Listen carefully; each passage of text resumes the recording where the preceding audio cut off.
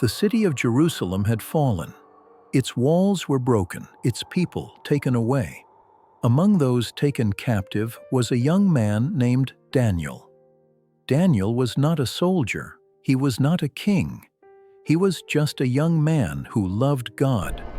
Daniel and several other young men were brought to Babylon, a powerful and beautiful city ruled by King Nebuchadnezzar. Babylon was full of tall buildings, shining gold, and strange customs. But it was also a place that did not honor the God of Israel. The king chose some of the captives to be trained for service in his palace. Daniel was one of them. He was taught Babylonian language, Babylonian laws, and Babylonian beliefs. Everything around him pushed him to forget who he was and who he served. But Daniel made a quiet decision in his heart. He would remain faithful to God, even in a foreign land. When Daniel was offered food and wine from the king's table, he politely refused. He knew the food went against God's instructions. This was not an easy choice. Refusing the king could cost him his life. Yet Daniel spoke with wisdom and respect. "Please test us. Let us eat only vegetables and drink water." God honored Daniel's faith. He and his friends grew healthier and stronger than the others. Soon the officials noticed something special about them. God gave Daniel wisdom, understanding, and the ability to understand dreams. And before long, Daniel was brought before the king himself. Years passed. Kings rose and kings fell. But Daniel remained faithful. One night, King Nebuchadnezzar had a troubling dream. None of his advisors could explain it. When Daniel was called, he did not take credit for himself. No wise man can explain this. But there is a God in heaven who reveals mysteries. God showed Daniel the meaning of the dream. When the king heard it, he was amazed. He honored Daniel and placed him in a high position over the kingdom. Later, another king ruled Babylon, King Darius. Once again, Daniel's wisdom and honesty set him apart. The king planned to place Daniel over the entire kingdom. This made other officials angry. They searched for something wrong in Daniel's life, but they found nothing.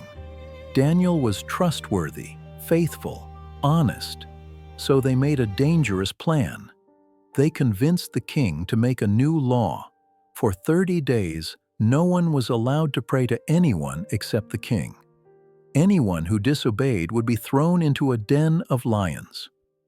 When Daniel heard about the law, he knew what it meant.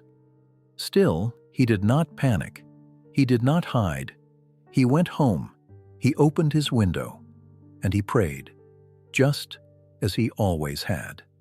3 times a day. The officials saw him and rushed to the king. King Darius was heartbroken. He liked Daniel, but the law could not be changed. With a heavy heart, the king ordered Daniel to be thrown into the lion's den.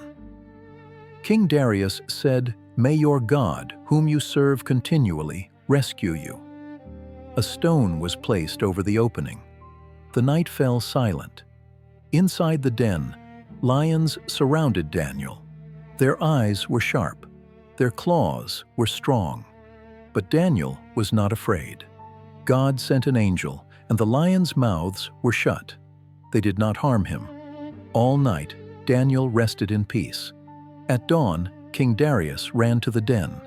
King Darius shouted, "Daniel, has your God been able to save you?" Daniel's voice answered, calm and steady, saying, "My God sent his angel, and he shut the mouths of the lions." The king rejoiced. Daniel was lifted out without a single scratch. The king then made a new decree. All people must honor the God of Daniel, for he is the living God, and his kingdom will never end. Daniel continued to serve faithfully for the rest of his life. He never bowed to fear. He never bowed to pressure. He bowed only to God. Daniel's story reminds us of something powerful. Faithfulness to God is more powerful than fear of people, even when no one is watching, even when the cost is high, even when the lions are waiting. God honors those who trust Him. And just like Daniel, when we choose faith over fear, God is with us.